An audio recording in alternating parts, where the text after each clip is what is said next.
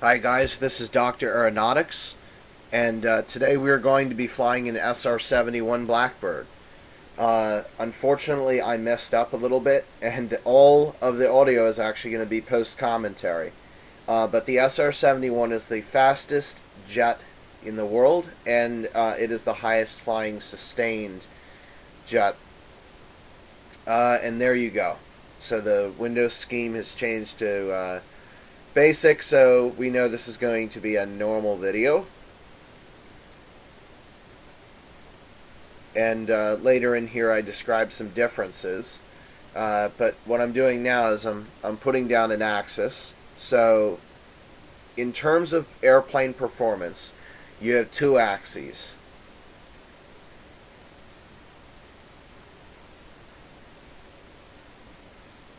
You have your cool axes, like so, and then you have your boring performance axis. And the highest performing planes are in this region.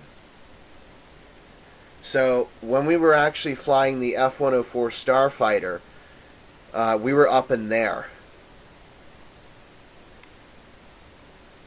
And unfortunately, the F-104 is in the that's about there, and it's in the maximum I do what you want range, and then there's an I do the coolest thing, fly the fastest, the highest, that kind of thing. That drops off into a precision-y kind of thing. And when you get into that upper range, there's the drop off. So when you get into that upper range, there's a lot more precision than actually has to deal with cool. And when we fly the SR-71 Blackbird, it's a lot more difficult. It's not like the F-104 where you just throw the engines into full and go as high as fast as you can. So here's an SR-71 flight envelope. And what you'll notice is that everything is very constrained into a band. And also this band is open. That's because the engines on the SR-71 are so powerful that they can actually go beyond the end. And see, there is that region there where you have to hold between plus or minus 10 knots, going up between 70 and 75,000 feet. Go too fast and your airplane will break apart, and you go too slow, you'll stall. But once you get above that range, then you finally have a little bit more maneuvering area.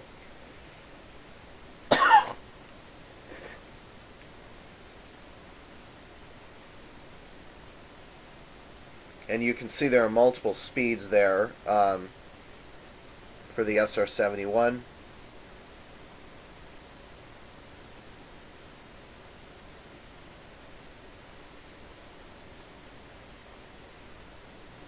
So, and then there is that shaded region off to the right, which is a special high-speed range, which I'm going to allow us to fly, because we're going to try and reach 90,000 feet. So in order to do that, we do need to fly into the fast region between Mach 3.2 and 3.3.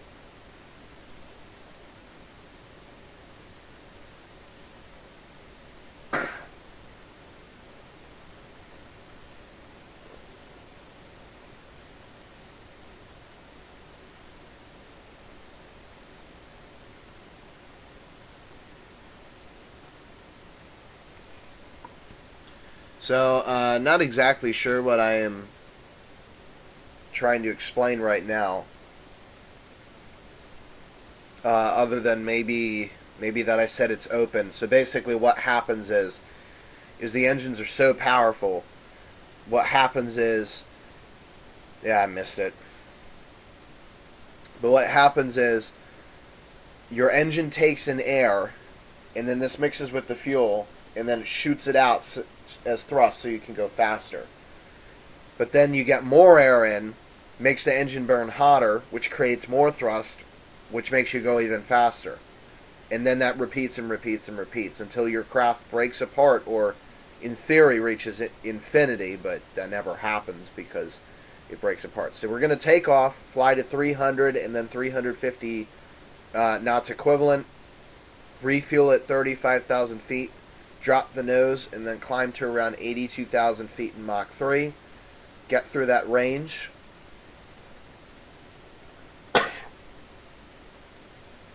And then once on the upper side of that range, then we're going to approach 350 knots and then work our way up to 90,000 feet as best as we can.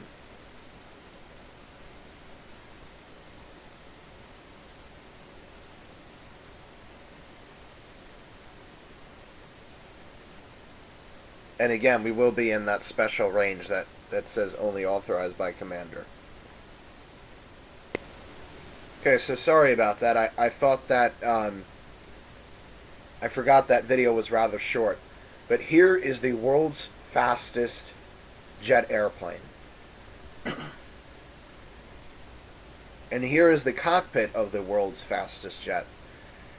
So, what you'll notice is that everything is laid out in a triangular fashion. So it's kind of different because most are rectangles.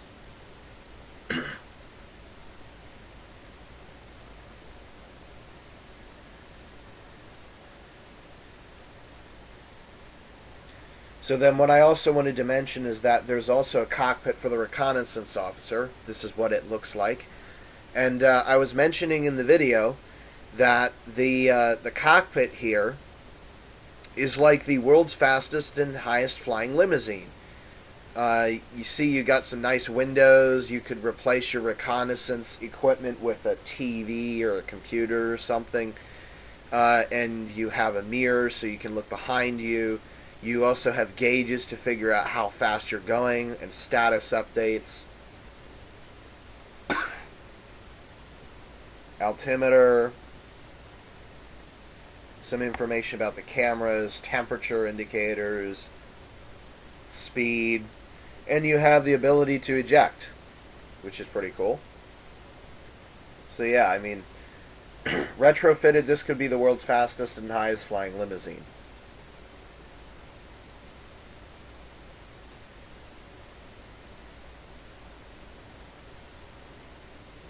So unfortunately what this cockpit is lacking is a mach meter. The one you saw in the back is defunct, and a lot of things in this cockpit are defunct. That's a fuel tank level indicator. I'm just going to give a cockpit tour now. That would be the total fuel. There's lots of those for some reason. All of those autopilot things are defunct. The magneto switches are defunct. There's a working accelerometer, which is great. And then we have a heading indicator, and that is an actual working map. 2 heading indicators, a clock, but it won't tell you what the time is. You have to physically read it. An altimeter, that works, and a vertical speed indicator. That's the outside air temperature indicator. And then those are 2 defunct N1 gauges. They don't do anything. And those are fuel flow indicators, those work, and turbine inlet temperatures, and 1 speeds, those work. And then there's another fuel gauge, and then there's a flap switch which works, and then there's an N2 gauge which works, but you can't technically read all of it.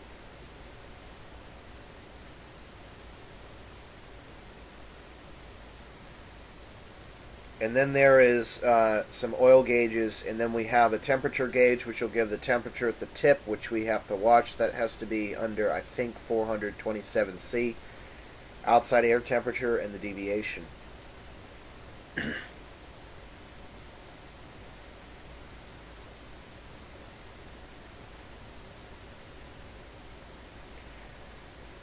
So then that is the oxygen indicator, showing us how much oxygen we have left. And that is the that is me trying to look for the compressor inlet temperature, and I found it. It's on the virtual cockpit page here. But then I figured out that it is the exact same as the temperature at the tip. So we did not have to return to this page. But that darn compressor inlet temperature, the bane of my existence, is going to again limit us. There's the angle of attack indicator. It's going to limit us from traveling up to full speed. So I think I'd give a little bit of a tour of the virtual cockpit. All of those switches are defunct. They don't do anything. And then those are the fuel selector switches. Some of those work. I don't exactly know how. There's some tank pressures, nitrogen quantities, some working fuel shutoff valves,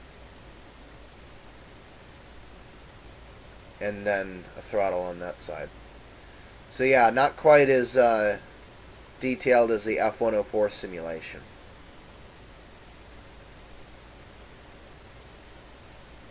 So startup of this plane is rather simple because, like I said, there's not that much that's actually simulated. So unless we're mistaken, I should be ready to turn on the battery right now.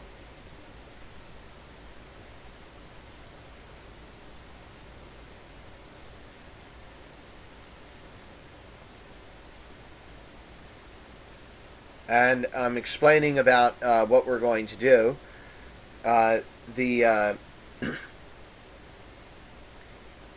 The airplane skin is actually, we use JP4, and the airplane skin is actually designed so it expands. So on the ground, there are actually holes in the fuel tank, and we will leak fuel, and it's not uncommon for a SR-71 taking off to be nearly empty and coated in fuel. And the reason we don't explode is because we use JP4, I believe, and JP4 does not ignite except at very high temperatures. In fact, that they have to use, I think it's like tetrahydrazine or something like that, that you actually have to, it's like a mini bomb, and you have to set these things off inside the engine in order for it to light. And there's only so much of those that you can carry. I think the SR-71 only carries 18 of them per flight. So you need those to relight the engine.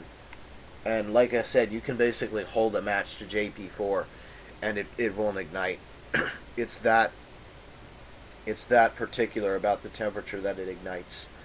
So that's actually kind of nice because, I mean, usually you think of high performance fuel as being volatile, but in this case it's not.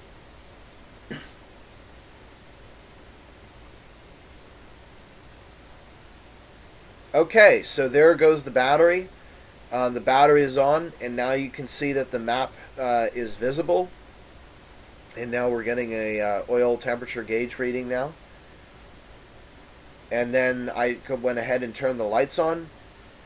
And that's all we had to do to get the airplane ready for startup. So we're going to start the engines now.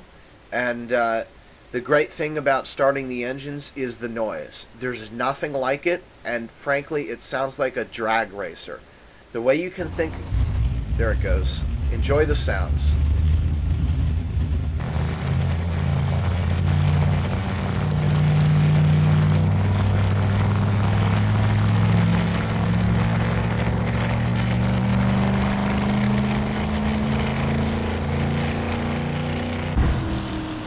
There we go, shut off, and we have one engine up. Other engines going up.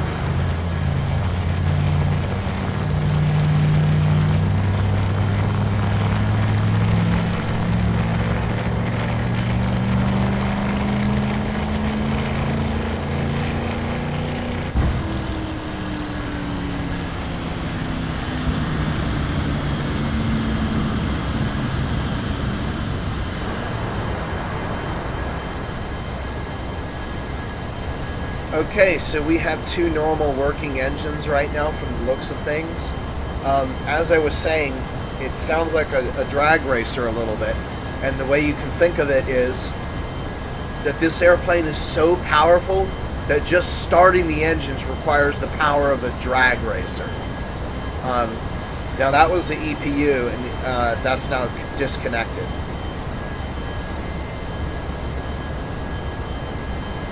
So I'm just taking a look at the instruments, making sure everything checks out before we take off.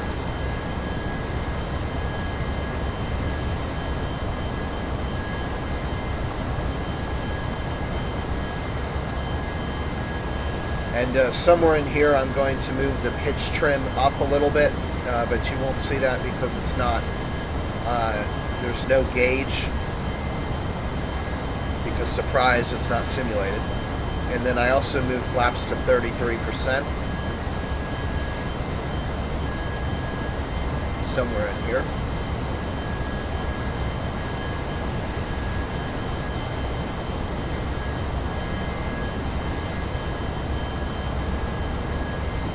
So I guess I can take this time to explain what's going to happen. We're going to take off and climb to 35,000 feet and 350 knots. Well, 300 first, and then during the climb we accelerate to 350, and then we're going to climb to 35,000 feet and 350 knots to simulate a refueling from a KC-130 tanker. And then after we refuel, then we dive to reach Mach 1, and after we've gone through Mach 1, we climb steeply to 82,000 feet in Mach 3, and then of course watching that limit between 300 and 330. And here I'm explaining the difference between the F-104 Starfighter and the SR-71. You'll notice that the engines sound a lot more airy, and that's just because the difference between the power level is not really the fuel. There we go, flaps to 33%. Not really the fuel, but actually the amount of air that you put in. That's all the difference it is. And it's like a Bugatti and a Ford GT. Ford GT sounds a lot more deeper sounds, and a Bugatti sounds more airy, but the reason the Bugatti goes faster is because it takes in more air. Hence why it sounds a lot more like someone whistling. So to take off, you put the thrust to 80 to 90% N1. That's all it takes. Takeoff thrust set. So there's about 90% N1. Keep in mind, this airplane has an afterburner, and no, we're not using it. We won't use the afterburner until we refuel from the KC-130. Okay, there's 180 knots, rotate, and we have positive rate, so we can put the gear up now. And I'm also reducing throttle to hold about 300 knots. And then we're going to make a left turn to the west. And that way we don't actually fly over the ocean, and we have some chance of actually landing this thing on a runway. Now, I do actually end up landing this thing on a runway, but it's like 1,000-foot runway, so we go off the end of it. And I knew this approaching landing, but I didn't feel like fixing it because I wanted to end the video, which was already an hour long. So I just went ahead and landed and went through the trees in the building, and I didn't really care. The point was to show you guys what it's like going at Mach 3.5 and 90,000 feet. Okay, so now I'm pitching up to climb. So now we're at our 290 degrees target heading. And now we're going to accelerate to 350 knots. And climb to 35,000 feet. Now I just moved the RPM to about 85%.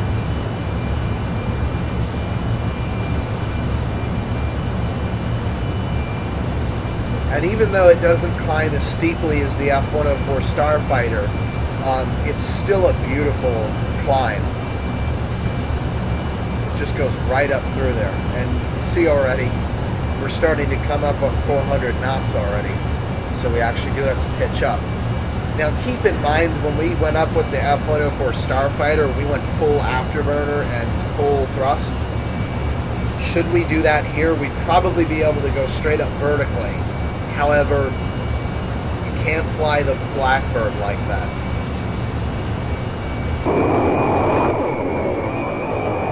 The throttle is less of a how fast you go, and more of a control of your mixture of fuel versus oxygen.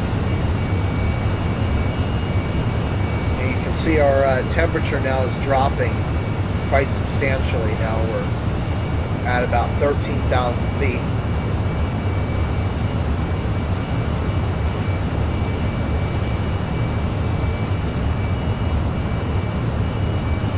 So one of the things that I need to explain with this craft is, like I said, the flight envelope is open. This means that there is a point at which you can go where even if you went thrust idle, you will continually accelerate until you break apart.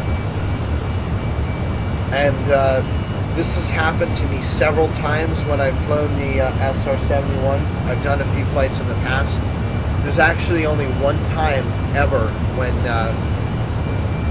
I haven't reached that threshold and accelerate out of control. And unfortunately, it wasn't this video.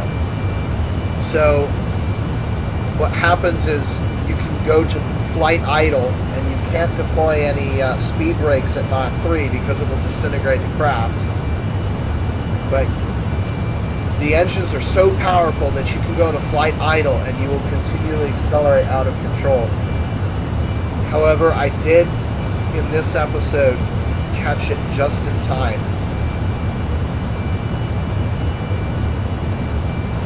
And we did accelerate, but eventually we did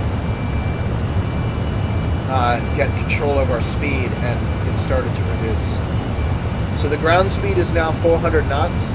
And that's the thing that you're going to want to watch, almost dead center. GD speed, that's the only number that's going to go really far up. All the other numbers will stay about where they are now because they're indicated and they will change.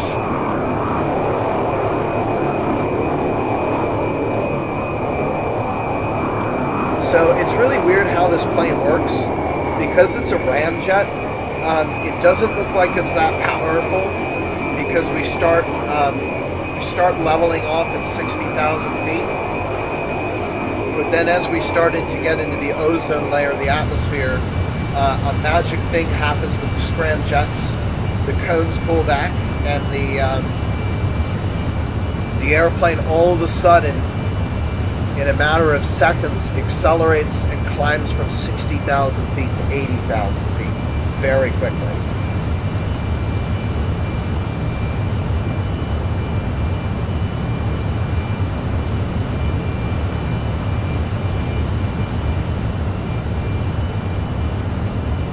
I do like how the air is simulated outside the craft, so if you slow down, you'll hear less air on the windows. Likewise, if you accelerate. And this is consistent with altitude. So you can be going 2,000 miles per hour and still hear the same amount of air that you hear at 300 miles an hour at the surface, which is realistic because there's less air up at altitude. So we're just past 30,000 feet.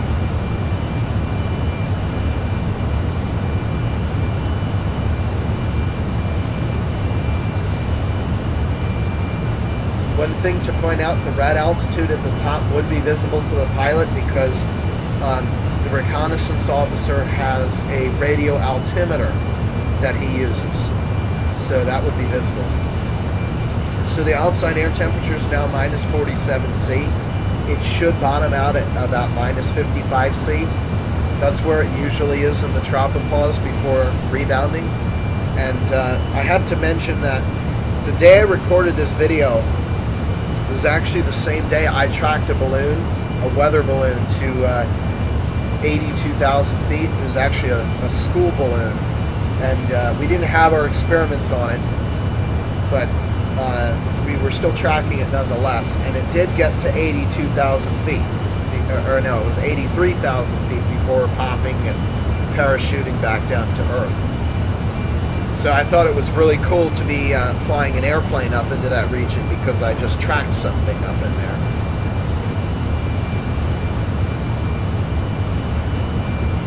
Okay, 34,000 feet. So now I'm going to begin the level off and accelerate to 350 knots equivalent airspeed to simulate an airborne refueling at a KC-130. In real life, the Blackbird would be almost out of fuel, but because the leaching is not simulated in Flight Simulator, we have still nearly all the fuel.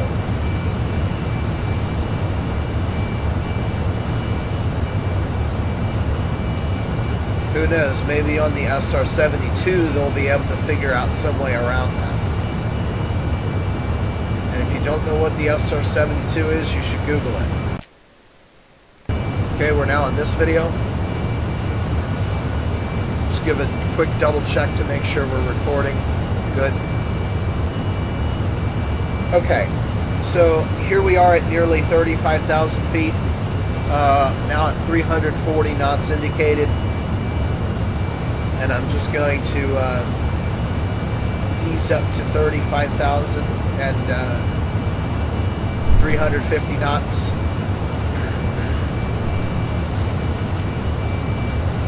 And so now this is where we would be maneuvering into place to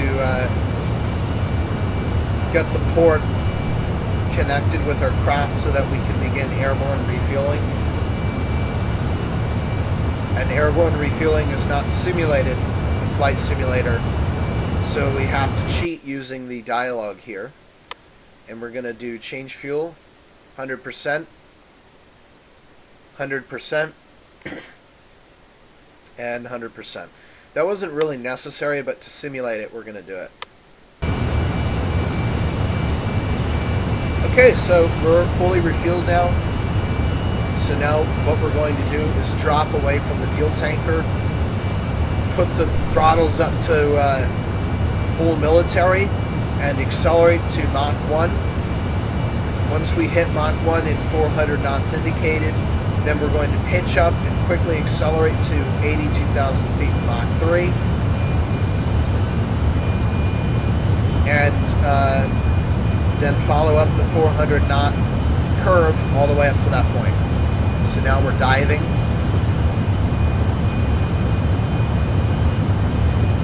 Our ground speed is now 565 knots.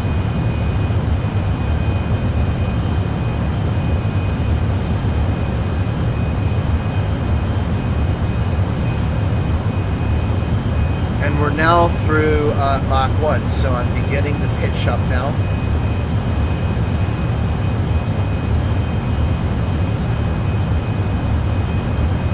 And somewhere in here I activate afterburners.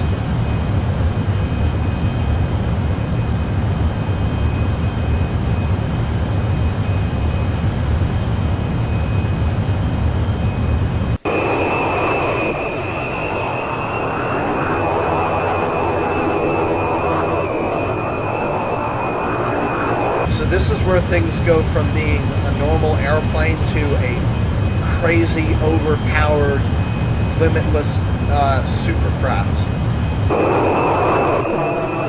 We're now going up through the cirrus clouds, the highest cloud layer.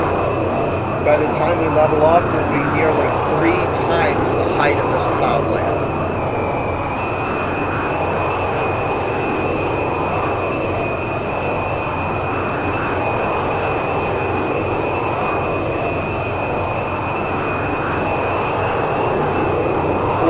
Feet.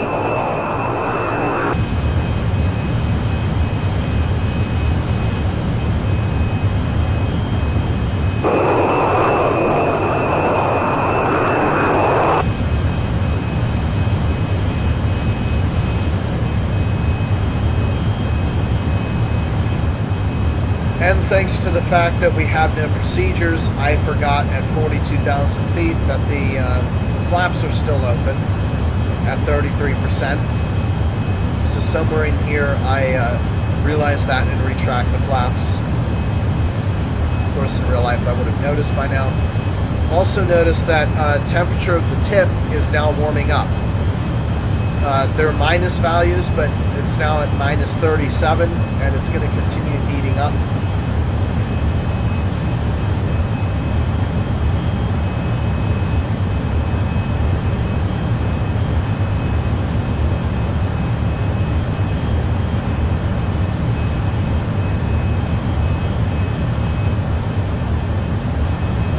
So we're now at 45,000 feet, and this is the altitude of the very highest flying commercial airliners today.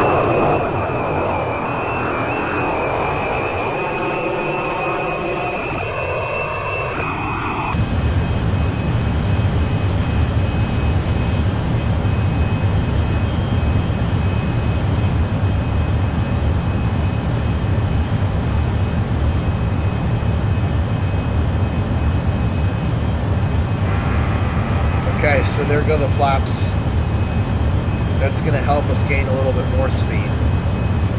But I think this is also where it causes us to level off, and then that's where I activate the afterburner, if I recall correctly.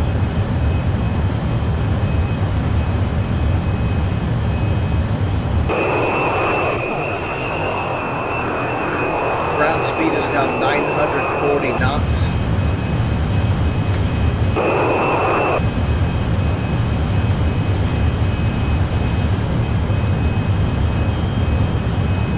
Or 1,080 miles per hour.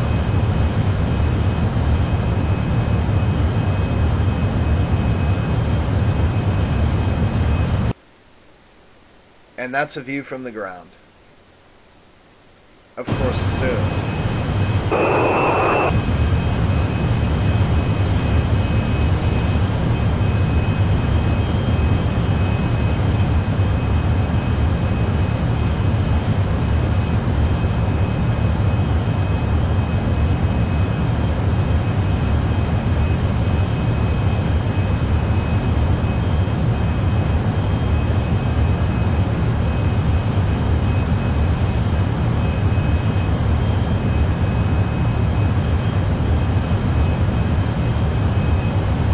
55,000 feet, ground speed 1,030 knots.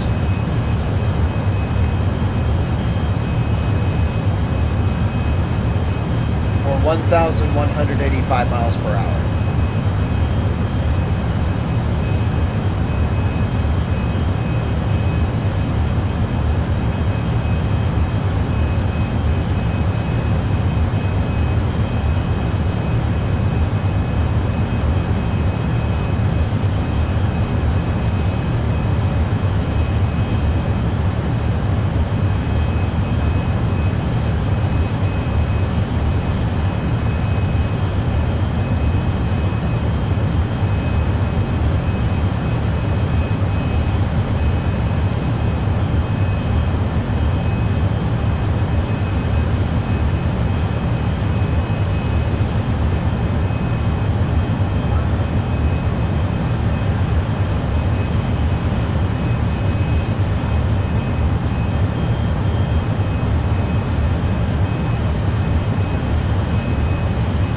You can now see temperature at the tip is approaching 150 degrees Celsius, so we're already getting pretty darn warm. We're also at 1,250 knots, which is about the maximum speed that the F-104 Starfighter can legally travel.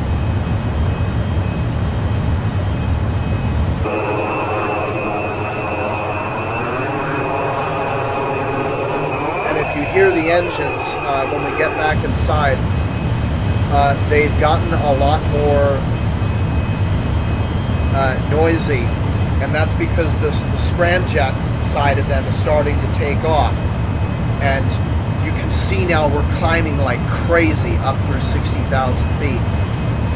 We're now over 500 knots airspeed, which unfortunately is outside the flight envelope, so I've already messed it up, and it looks like the turbine gas temperature is off the chart.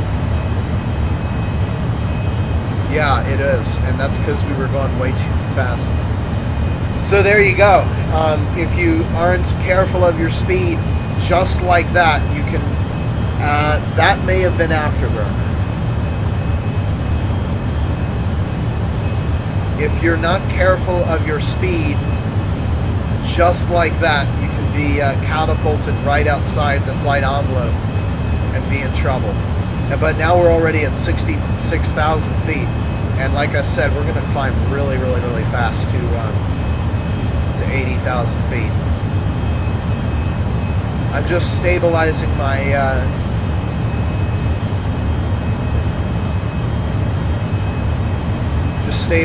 speed a little bit before we resume the climb. And like I said, this airplane is very difficult for me to fly properly. In real life, we probably would have exploded because the turbine gas temperature went off the chart. Ground speed is now 1,500 knots.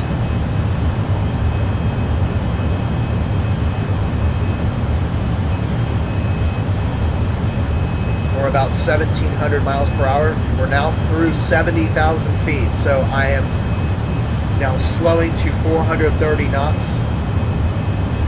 And I'm going to hold 440 knots indicated through that tight range. We're now within that region where we have to hold plus or minus 10 knots. I was able to successfully hold that through 75,000 feet.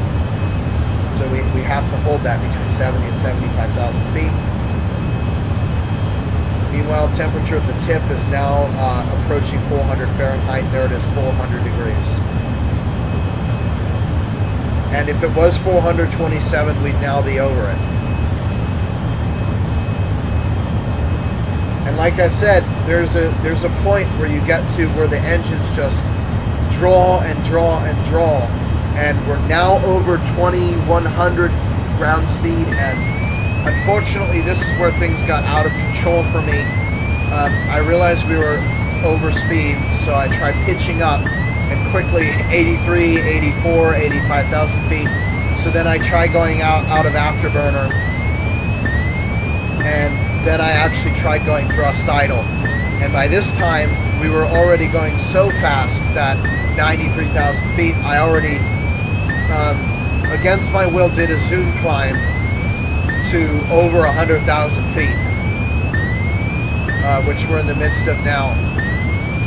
So there is 100,000 feet, just a simple zoom climb.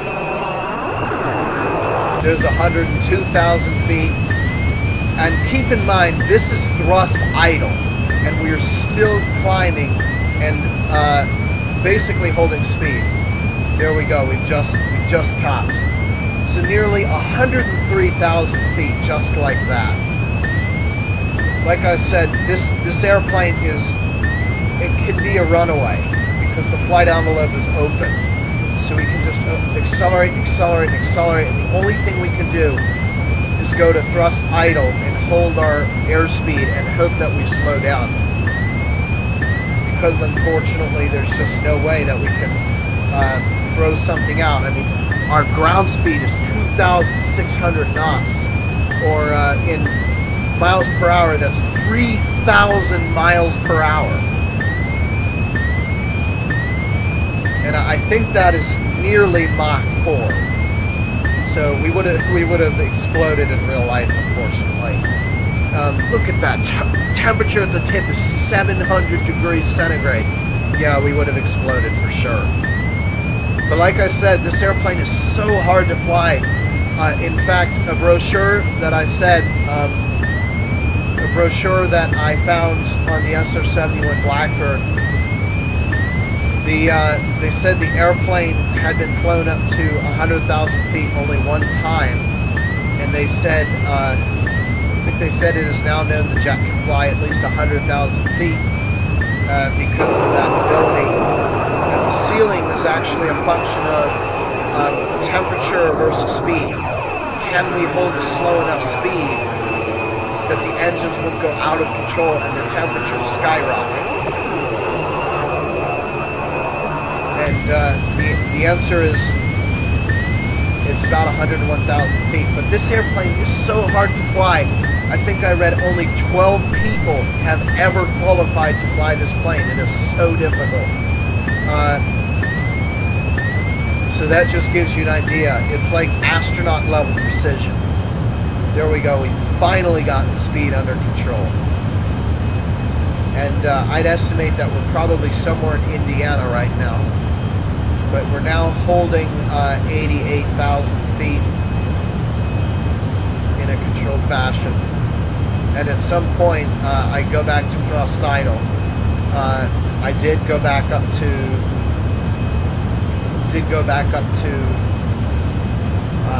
60% N1 here, or 60% throttle.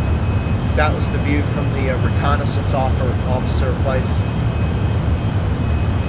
And somewhere in here I go back to idle and then descend back into the lower portions of the atmosphere. I've already begun my descent. Yeah, the temperature of the tip is still ridiculously high. I don't know if that's because of the simulation not being realistic, because I can tell you that that temperature of the tip matches the one of the Concorde instrument. So if it wasn't changed for the Concorde versus the SR-71, then it would be a bit off.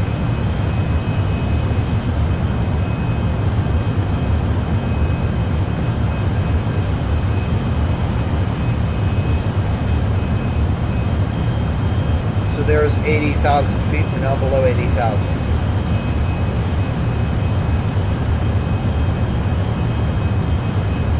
By the way, we're flying in the midst of the jet, not the jet stream, the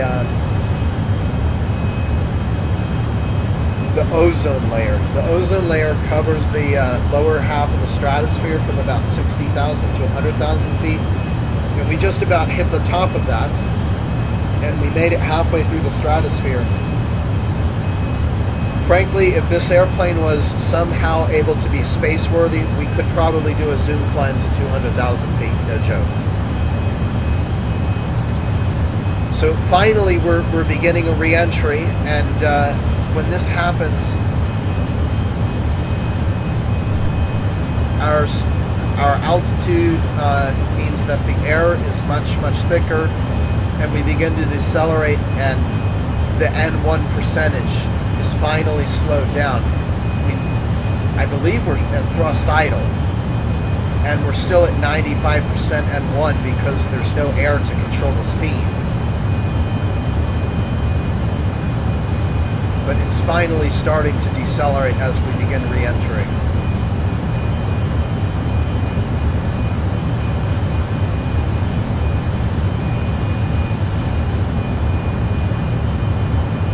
And we're down below 70,000 feet. So this is where the air finally starts to grab onto us and slow us down. And by the way, you see out the right of the window is the moon. We are heading west, and it is rising. It's rising at about the same speed out of the west that it should be if it were rising out of the east. So we are going so fast that we are actually going twice as fast as the Earth is rotating east. And it is now rising out of the west at the same speed that it would normally be setting out of the east, or in from the east. I'm sorry. It is now rising out of the west at the same speed that it would be rising out of the east. But with every little bit we slow down. Now at 60,000 feet, you can see where the idle position is now finally back to 70% RPM, and the engine is now in control. Well, it's been in control, but now it's really safe. This is the safe zone. While my camera was outside, we were able to see Lake Michigan. So we're actually really close to Chicago. We're over mid-Indiana right now. Actually, I think we're over western Indiana now. And sooner or later, I begin to turn. And you can see the moon is actually higher than it had been about 10 seconds ago. Amazing feat that the SR-71 can do. Ground speed is about to go through 1,000 miles or knots now, which means that the moon is going to stop rising and begin setting again soon. Yeah, we're now below 1,000. So we're now back to the speed that the Earth rotates, and the moon is going to begin setting again. And we're going to be rotating, or rather turning to the north, so we can land at some Chicago airport.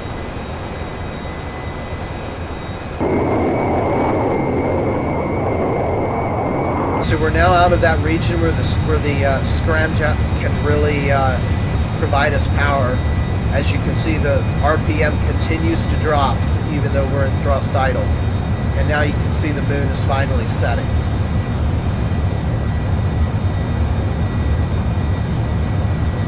So it's really fun to actually mess with the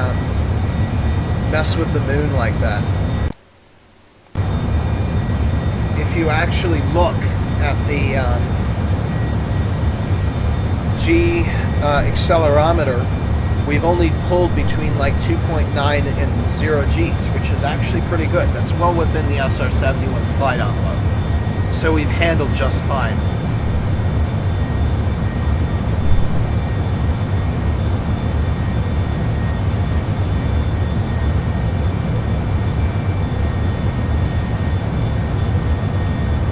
Yeah, so if you don't somehow believe me as this jet being difficult to fly correctly, you should watch a documentary on the SR-71.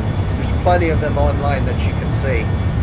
But they interview pilots and the Skunk Works. By the way, the F-104 was also manufactured by Skunk Works, I believe. So you can actually listen to both Clarence Kelly Johnson and the pilots who qualified to fly this plane, and they will tell you that it was really demanding and really difficult. Just the amount of precision that this craft required is unbelievable.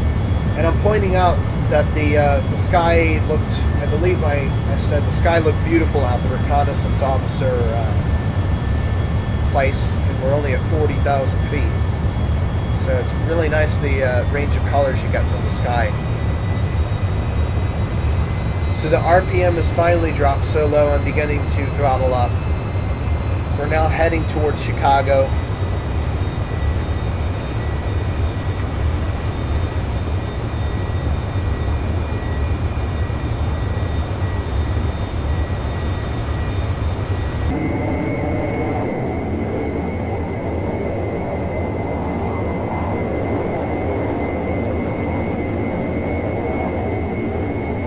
And even now, after all that descending, we're still higher than an average airliner.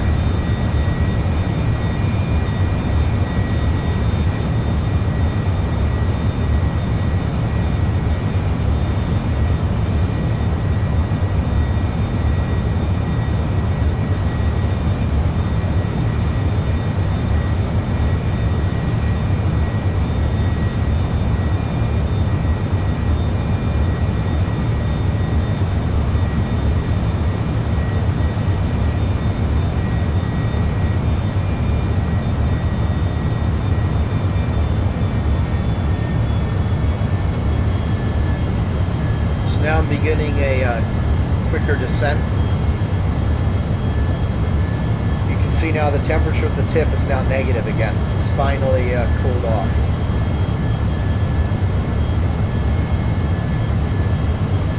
And it looks like the outside air temperature has bottomed off around 55, minus 55 C, and it's now coming back up.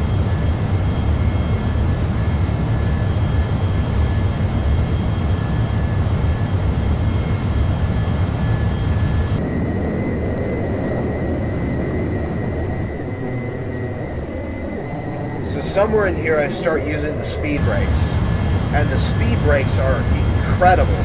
They're like at least as powerful as the F-104 Starfighters, if not more powerful. I didn't get a chance to look at them, but whatever they do, they slow the craft down at like 50 knots per, probably 10 knots per second. It's pretty crazy. So 50 knots in about 5 seconds would sound right. So I start looking for a airport to put the thing down at. And to be honest, I could really just land in any one of these farm fields. But I want to land on a runway.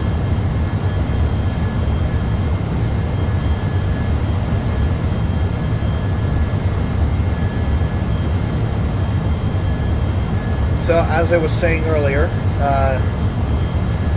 as I was not saying earlier, This plane is actually handled somewhat between a fighter jet and a airliner, which makes landing really easy because you can turn at the last second, but then when you move your control stick, it's not like all of a sudden you're going from level flight to instantly 90-degree banked, which is nice. You can control the movements without it being impulsive. And then I finally spotted a airport which I thought was larger, but it's actually not quite as large. And somewhere in here I start using the speed brakes.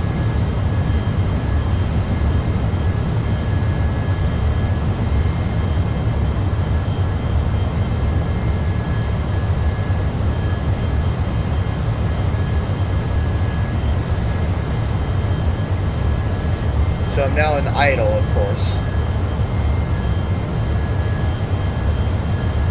We're now at about 22,000 feet, if you can't read that.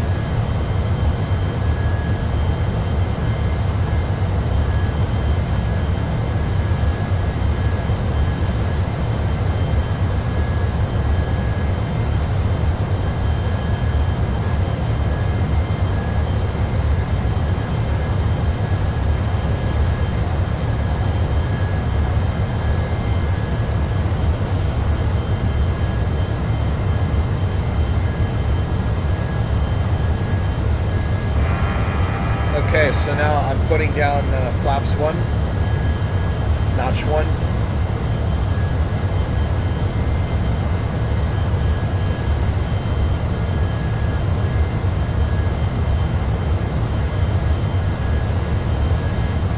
And one thing that you're going to hear on this airplane when it lands is the shocks.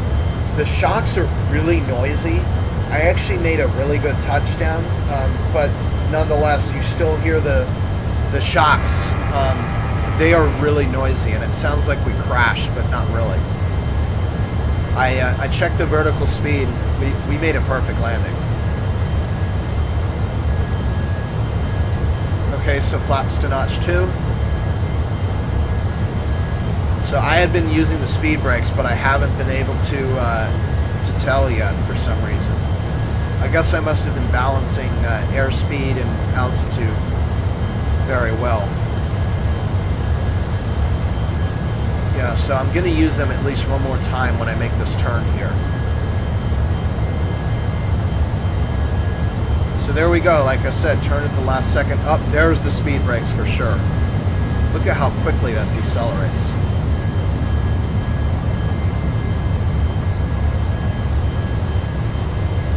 And now I've released them because I've decelerated too quickly.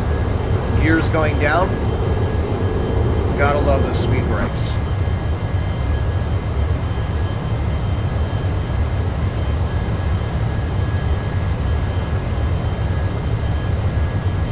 Okay, there they go again. Think rate. And unfortunately, I don't know why this is on here. Pull up. It shouldn't be, because it's not an airliner.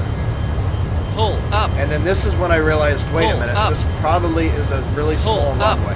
But I don't care. Think rate. I just want to land. So here's the flare.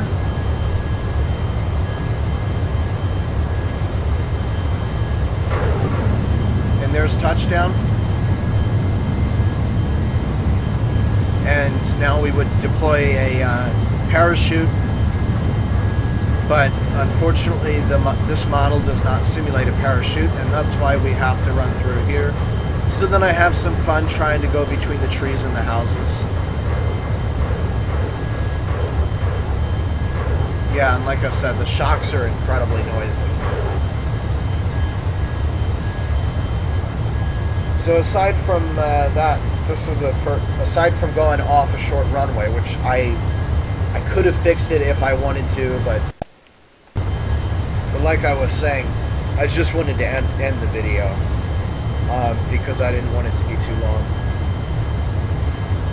So yeah, I took a look at this,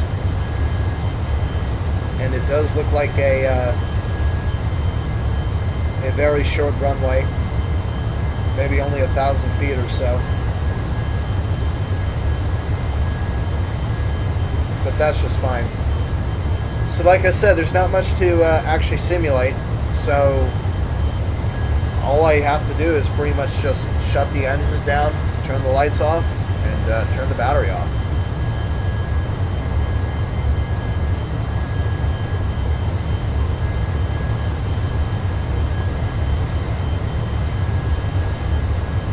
So I believe I shut the engines down now.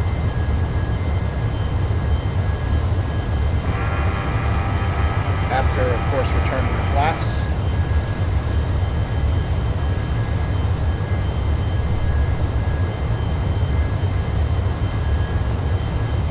And the pitch trim, there they go.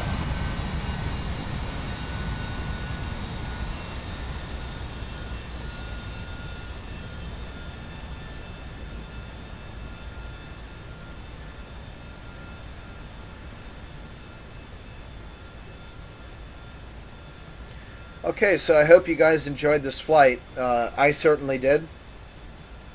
Lights are off and the battery's off as well, so we're pretty much done. I know I kind of assaulted the flight envelope. I'm sorry. I'm only so good a pilot, and I really haven't had that much time to train with this craft.